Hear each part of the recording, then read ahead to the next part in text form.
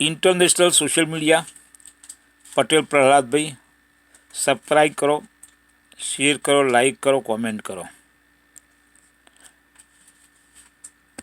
કરીને કામ કરતા હોય છે તેમને સરખી રીતે ખાવાનો પણ ટાઈમ નથી મળતો હોતો। ઇન્ડિયામાં આપણે જેને દવાની દુકાન કહેતા હોઈએ છીએ, કેમિસ્ટ સ્ટોર કહેતા હોઈએ છીએ, ડ્રગિસ્ટ સ્ટોર કહેતા હોઈએ છીએ, તેને અમેરિકામાં સિમ્પલ ભાષામાં અહીંયા કહે છે ફાર્મસી।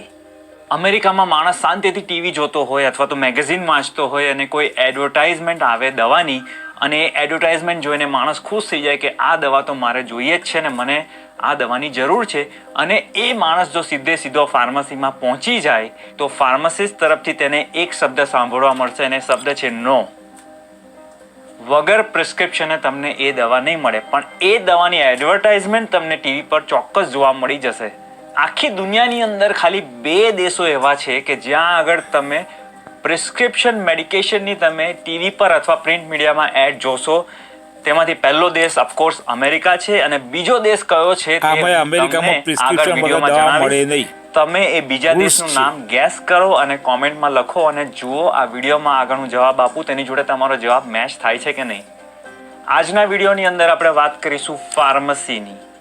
ફાર્મસીના કેટલા પ્રકાર હોય છે, ફાર્મસીમાં ડૉક્ટર પ્રિસ્ક્રિપ્શન લખેથી લઈને કે પ્રિસ્ક્રિપ્શન પેશન્ટ ભરાવે ત્યાં સુધી કઈ કઈ પ્રોસેસીસ હોય છે, ફાર્મસીની અંદર બિહાઇન્ડ ધ સીન ફાર્મસિસ્ટ કઈ રીતે કામ કરતા હોય છે, તે બધી જ વાતો આપણે આજના વિડીયોમાં કરીશું।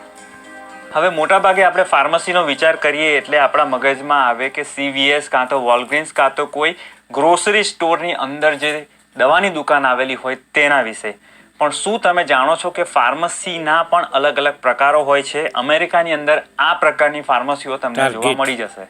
એમાં સૌથી કોમન જે પ્રકાર છે એને કહે છે રિટેલ ફાર્મસી, ચેઇન ફાર્મસી, જેમ કે CVS છે, વોલગ્રીન્સ છે। બીજા કોમન પ્રકારની ફાર્મસી છે ઇન્ડિપેન્ડન્ટ ફાર્મસીસ। આ ઇન્ડિપેન્ડન્ટ ફાર્મસી એટલે એવી ફાર્મસી કે જેની બીજી કોઈ શાખાઓ નથી હોતી।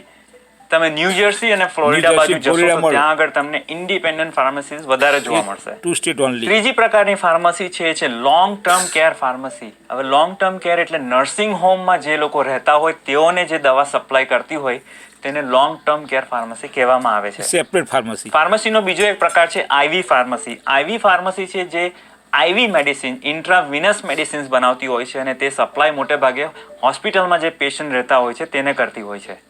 બીજા એક પ્રકારની ફાર્મસી તમને અમેરિકામાં જોવા મળશે તે છે કમ્પાઉન્ડિંગ ફાર્મસી। કમ્પાઉન્ડિંગ ફાર્મસી એટલે કે જ્યાં આગળ અલગ અલગ ડોસેજ ફોર્મ છે કે ક્રીમ્સ છે કે ઓઇન્ટમેન્ટ્સ છે કે કેટલાક સોલ્યુશન્સ છે જેને મિક્સ કરીને બનાવવામાં આવે છે। બીજી એક ફાર્મસી છે તેનું નામ છે સ્પેશિયાલિટી ફાર્મસી। હવે જે સ્પેશિયાલિટી ફાર્મસી હોય છે ત્યાં આગળ એન્ટીવાયરલ ડ્રગ્સ છે, કીમો ડ્રગ્સ છે, કેન્સરની ડ્રગ્સ છે, તે બધી દવાઓ ડિસ્પેન્સ કરવામાં આવે છે। બીજી એક પ્રકારની ફાર્મસી છે જે છે ઓનલાઈન ફાર્મસી। ઓનલાઈન ફાર્મસીમાં તમારું પ્રિસ્ક્રિપ્શન તમારે ફાર્મસીને ઓનલાઈન સબમિટ કરાવવાનું હોય છે અને પછી ઓનલાઈન ફાર્મસી તમારી ઘરે તમારી દવાની મેડિસિન ડિલિવરી કરતું હોય છે। તો આ થયા કોમન ફાર્મસીના પ્રકારો જે તમને અમેરિકામાં જોવા મળશે। આજના વિડીયોની અંદર હું જે કંઈ પણ વાત કરીશ તે વાત કરીશું ચેઇન ફાર્મસી, કોમ્યુનિટી ફાર્મસી કે રિટેલ ફાર્મસી કે જે દવાની દુકાન આપણે જેને કહેતા હોઈએ છીએ તેના વિશે। હવે ફાર્મસીની અંદર જે લોકો કામ કરતા હોય છે તેમાં ફાર્મસિસ્ટ મેઇન પર્સન હોય છે। કાં તો એ ફાર્મસિસ્ટ હોય કાં તો ફાર્મસી મેનેજર હોય, એ રિટેલ ફાર્મસીમાં સ્ટોરની અંદર કામ કરતું હોય અને તેની સાથે જે લોકો કામ કરતા હોય તેને ફાર્મસી ટેકનિશિયન્સ કહેવામાં આવતા હોય છે। રાઈટ। કોઈ પણ ફાર્મસીમાં ફાર્મસી ઓપન રાખવા માટે ફાર્મસિસ્ટની હાજરી અમેરિકામાં જરૂરી છે। અમેરિકામાં શક્ય જ નથી કે ફાર્મસિસ્ટની ગેરહાજરીમાં ફાર્મસી ચાલુ હોય। બીજા અર્થમાં ફાર્મસિસ્ટ પોતાનું લાયસન્સ બીજા કોઈ માણસને આપીને ત્રીજો કોઈ માણસ ફાર્મસી ચલાવતું હોય તેવું અમેરિકામાં નથી ચાલતું હોતું। ઇન્ડિયામાં ચાલે। હવે આપણે વાત કરીએ પ્રિસ્ક્રિપ્શનની, તો અહીંયા આગળ જ્યારે પેશન્ટ ડૉક્ટરને જોવા જાય છે ત્યારે ડૉક્ટરને લાગે કે પેશન્ટને દવાની જરૂર છે તો ડૉક્ટર પ્રિસ્ક્રિપ્શન લખતા હોય છે। હવે પ્રિસ્ક્રિપ્શન જે લખતા હોય છે તે પ્રિસ્ક્રિપ્શન કાં તો તે પેશન્ટને આપી દેતા હોય છે અથવા ડાયરેક્ટ ડૉક્ટરની ઓફિસથી તેઓ સીધા ફાર્મસીમાં ટ્રાન્સમિટ કરતા હોય છે પ્રિસ્ક્રિપ્શનને। હવે જ્યારે પેશન્ટ પ્રિસ્ક્રિપ્શન લે છે પોતાનું ડૉક્ટર પાસેથી ત્યારે તેની પાસે ચોઇસ હોય છે કે કયા ફાર્મસીમાં ક્યાં જઈને તે દવા ભરાવી શકે છે, અથવા પેશન્ટ ડૉક્ટરને કહેતો હોય છે કે ભાઈ મારું પ્રિસ્ક્રિપ્શન તમે આ ફાર્મસીમાં મોકલાવજો। મોટે ભાગે જે ઘરની નજીકમાં હોય ત્યાં પેશન્ટ પોતાની ફાર્મસી સિલેક્ટ કરતું હોય છે। મોટાભાગની દવાના પ્રિસ્ક્રિપ્શન 1 વર્ષ માટે વેલિડ હોય છે। કેટલાક પ્રિસ્ક્રિપ્શન છે તે 6 મહિના માટે વેલિડ હોય છે અને કેટલાક પ્રિસ્ક્રિપ્શન 1 મહિના માટે વેલિડ હોય છે। 30 ડિપેન્ડિંગ દિવસ, ઓન ધ દવા કે કઈ એક મહિનો, દવાનું 6 મહિના, એક ડોક્ટરે વર્ષ. લખેલું છે. હવે જે પ્રિસ્ક્રિપ્શન હોય છે ત્યાં આગળ ડૉક્ટરનું નામ, ડૉક્ટરનું એડ્રેસ, ડૉક્ટરનો ફોન નંબર, ડૉક્ટરનું DEA નંબર, દવાનું નામ, દવાની ક્વોન્ટિટી અને રીફિલ, આટલી વસ્તુઓ કોમનલી તમને પ્રિસ્ક્રિપ્શનમાં જોવા મળી જશે. Right. તમે વિચારતા હશો કે આ રીફિલ શું છે?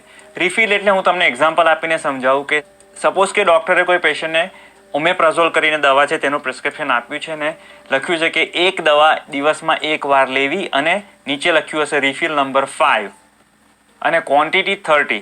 હવે 5 રિફિલનો મતલબ એ થાય છે કે જ્યારે ફાર્મસીમાં એ પ્રિસ્ક્રિપ્શન ભરવામાં આવશે તો પહેલા મહિનામાં તો પ્રિસ્ક્રિપ્શન ભરાશે જ, પણ બીજી 5 વખત એ ફાર્મસી સેમ દવાનું પ્રિસ્ક્રિપ્શન એ સેમ પેશન્ટ માટે દર મહિને ભરી શકશે. હવે 5 રિફિલ પૂરી થઈ જશે પછી બે ઓપ્શન છે, કાં તો પેશન્ટ છે તે ફાર્મસીને કહેશે કે મારા ડૉક્ટરનો કોન્ટેક્ટ કરો અને વધારે રિફિલ મંગાવો, અથવા તો ડૉક્ટર છે એ પેશન્ટને કહેશે કે તમારે અપોઇન્ટમેન્ટની જરૂર છે, તમારે અપોઇન્ટમેન્ટ લેવાની અને પાછું આપણે ચેક કરીએ કે તમને આ દવાની વધારે જરૂર છે કે નહીં અને પછી તમને વધારાનું પ્રિસ્ક્રિપ્શન આગળ આપીશું. રાઈટ. હવે જ્યારે ફાર્મસી છે જે પેશન્ટની દવા ભરે છે તેની પાસે મોટે ભાગે પેશન્ટનું નામ હોય છે, પેશન્ટનું એડ્રેસ હોય છે, પેશન્ટનો ફોન નંબર હોય છે, પેશન્ટનું ડેટ ઓફ બર્થ હોય છે, પેશન્ટની ઇન્સ્યોરન્સ ઇન્ફોર્મેશન હોય છે. અમેરિકાની અંદર મોટા ભાગના લોકો પાસે મેડિસિનનું ઇન્સ્યોરન્સ હોય છે. હવે ફાર્મસીનું ઇન્સ્યોરન્સ એટલે દવાનું ઇન્સ્યોરન્સ, એટલે જ્યારે પ્રિસ્ક્રિપ્શન પ્રોસેસ થાય છે ત્યારે ફાર્મસી છે તે તમારો ક્લેમ ઇન્સ્યોરન્સમાં પ્રોસેસ કરે છે અને ઇન્સ્યોરન્સ કંપની ડિસાઇડ કરે છે કે તમારા ઇન્સ્યોરન્સના કવરેજ પ્રમાણે કેટલા પૈસા ફાર્મસીને આપવા અને કેટલા ના આપવા. હું પાછો આવું છું પ્રિસ્ક્રિપ્શન પર.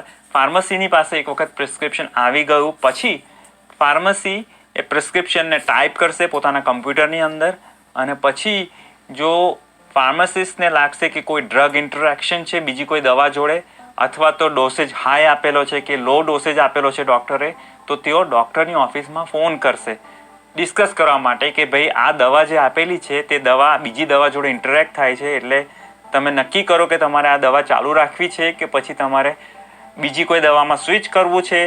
જો ફાર્માસિસ્ટને લાગશે કે ડૉક્ટરે લખેલી દવાનો ડોસેજ હાઈ છે તો તે પણ તેઓ ડૉક્ટરની જોડે ફોન કરીને ડિસ્કસ કરશે અને પછી ડૉક્ટર ડિસાઇડ કરશે કે તેણે ડોસેજ ઓછો કરવો છે કે પછી સેમ ડોસેજ રાખવો છે ડિપેન્ડિંગ ઓન પેશન્ટ્સ રિક્વાયરમેન્ટ. ડોઝની વધઘટ કરવા માટે ઘણી વખત ઇન્સ્યોરન્સ કંપની કોઈ દવા પે ના કરતી હોય તો ફાર્મસી છે તે ઇન્સ્યોરન્સ કંપનીને પણ ફોન કરતા હોય છે તપાસ કરવા માટે કે બીજી કઈ દવા છે તેમની ફોર્મ્યુલરીમાં કે જે તેઓ કવર કરશે અને પછી ડૉક્ટરની ઓફિસમાં પાછો ફોન કરીને રેકમેન્ડ કરતા હોય છે કે પેશન્ટની ઇન્સ્યોરન્સ કંપની આ દવા કવર નથી કરતી, એની જગ્યાએ બીજી કોઈ દવા કવર કરે છે, તો શું તમારે નવું પ્રિસ્ક્રિપ્શન પ્રિસ્ક્રાઇબ કરવું છે પેશન્ટ માટે કે નહીં.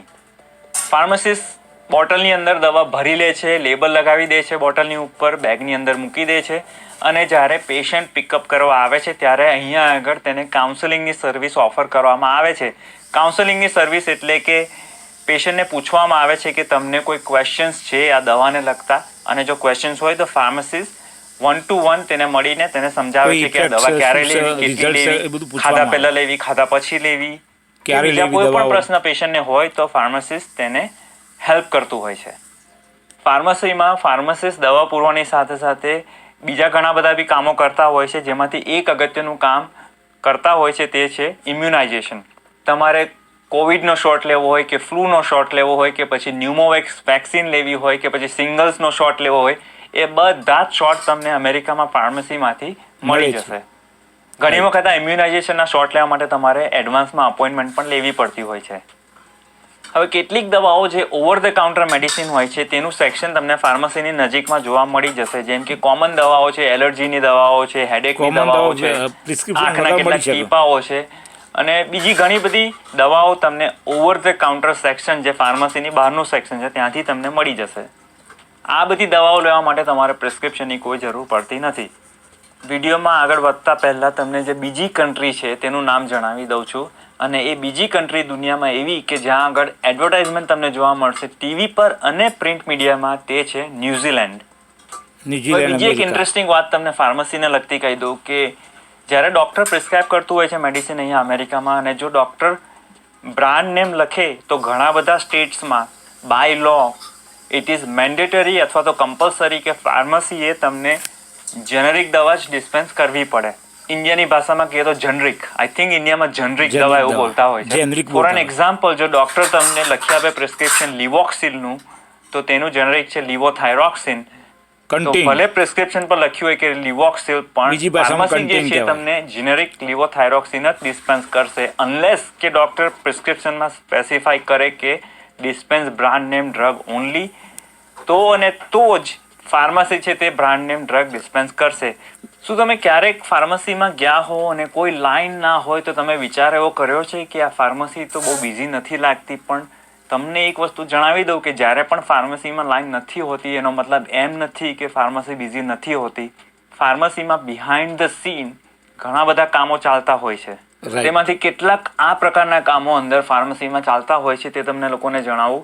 ઘણી વખત ફાર્મસી એ ખાસ કરીને ફાર્માસિસ્ટે વીકલી કેટલીક દવાઓને મેન્યુઅલી કાઉન્ટ કરવી પડતી હોય છે અને ડોક્યુમેન્ટ કરવું પડતું હોય છે કે આટલી દવાની આટલી ઇન્વેન્ટરી છે. બીજું, ફાર્મસી સતત ઇલેક્ટ્રોનિક પ્રિસ્ક્રિપ્શન જે ડોક્ટરની ઓફિસમાંથી આવતા હોય તેઓ કોન્સ્ટન્ટલી ભરતા હોય છે. મોટાભાગની ફાર્મસીમાં ડેઇલી પ્રિસ્ક્રિપ્શનની જે દવાઓ છે તેના ઓર્ડર્સ મેકાસેન અથવા તો કાર્ડિનાલ અથવા તો એબીસી કરીને જે ડિસ્ટ્રીબ્યુટર છે તેઓ ડેઇલી ડિલિવરી કરતા હોય છે અને મોટા મોટા દવાઓ ટોટ્સ ગોઠવવામાં પણ time જાય ફાર્મસીમાં ને. ડિલિવર થતા હોય છે. એટલે ઘણી વખત તો અડધા દિવસથી લઈને આખો દિવસ દવાઓ શેલ્ફ પર મૂકવામાં જતો રહેતો હોય છે.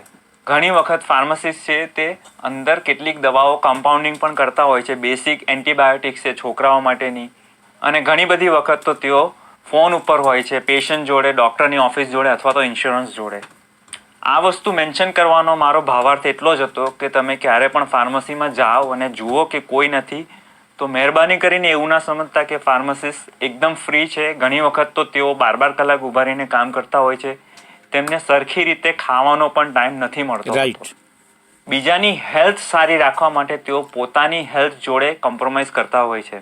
ફાર્મસીની અંદર કામ કરતા ફાર્માસિસ્ટ અને દરેક ફાર્મસી ટેકનિશિયન્સને ખરેખર દિલથી સલામ સલ્યુટ આપો છે કે તેઓ ઘણું હાર્ડવર્ક કરીને લોકોની સેવાનું કામ કરતા હોય છે.